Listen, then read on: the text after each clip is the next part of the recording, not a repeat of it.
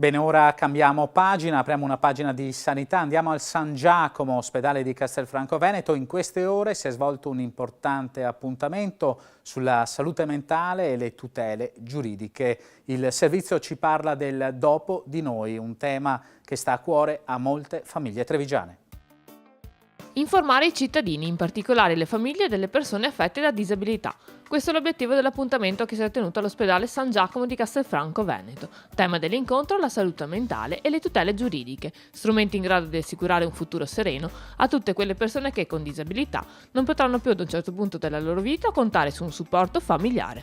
Per informarle su quelle che sono le normative e le opportunità relative a due leggi abbastanza recenti, la 219 del 2016 che riguarda il cosiddetto dopo di noi, quindi gli strumenti a tutela del disabile grave che si venga a trovare la mancanza dei genitori, e un'altra legge del 2017 sul consenso alle cure e sulle cosiddette DAT, le disposizioni relative a trattamenti nelle situazioni in cui non si fosse più in grado di disporre delle proprie capacità decisionali. Un appuntamento di significativa rilevanza per vari aspetti che coinvolge, in particolare l'amministrazione dei beni, da parte di un terzo individuo a beneficio del soggetto tutelato. Gli strumenti sono tanti e ci sarà un giurista appunto che ci spiega all'interno delle pieghe della legge quali sono e come sono utilizzabili.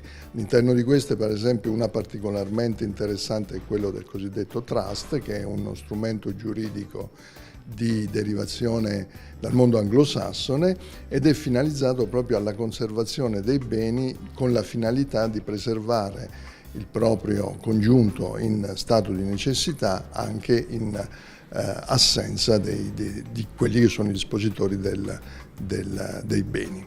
Attività quella svolta dall'unità operativa complessa psichiatria del distretto di Asolo, che conta poco meno di 10.000 prestazioni annue. Numeri significativi che sottolineano un crescente bisogno di servizi nel territorio. Le richieste sono tante, ma sono soprattutto in continua crescita, sia per quello che è la patologia in senso stretto, sia per quelli che sono i cosiddetti disagi sociali, le situazioni di disagio derivanti più che dalla patologia propria da situazioni di difficoltà legate anche all'economia e quant'altro. Fondamentali inoltre anche i progetti di inserimento lavorativo, più di 100 ogni anno, che costituiscono una rete importante e vitale per molte famiglie. L'inserimento lavorativo, utilizzato come strumento riabilitativo e di reinserimento sociale. Nel corso degli anni nel nostro distretto è stata sviluppata una rete molto articolata di attività lavorative con i cosiddetti centri di lavoro guidati e sono spesso